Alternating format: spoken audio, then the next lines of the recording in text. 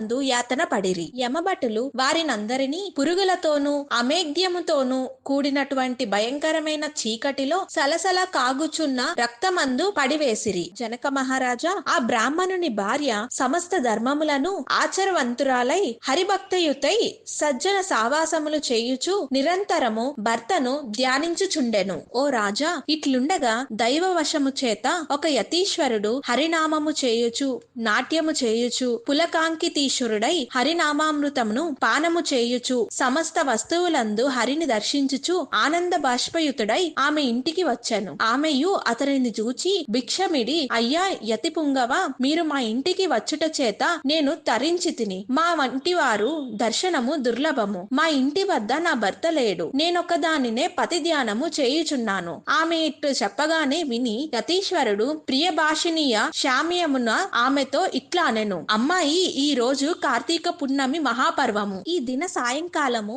హరి సన్నిధిలో మీ ఇంటిలో పురాణ పఠనము జరపవలెను. ఆ పురాణమునకు దీపం కావలెను. నూనె తెచ్చెదను కనుక వత్తి నీవు చేసి ఇమ్ము. శ్యామవనంగా యౌవనవతి అని అర్థము. యతీశ్వరుడు ఇట్లు చెప్పగా ఆ చిన్నది విని సంతోషముతో గోమయము తెచ్చి ఆ ఇల్లు చెక్కగా అలికి అందు 5 రంగులతో ముగ్గులు పెట్టి పిమ్మట దూది పరిశుద్ధమై చేసినది ఆ దూదిచే 2 ఒత్తులు చేసి నూనెతో యతీశ్వరుని వద్ద వెలిగించి స్వామికి సమర్పించెను. ఆ చిన్నది దీపపాత్రను వత్తిని తాను ఇచ్చినందుకు యతీశ్వరుడు చాలా సంతోషించి దీపమును వెలిగించెను. యతియు ఆ దీపమందు హరిని భుజించి మనశ్రుద్ధి కొరకై పురాణ పఠనము చేసి ఉండెను.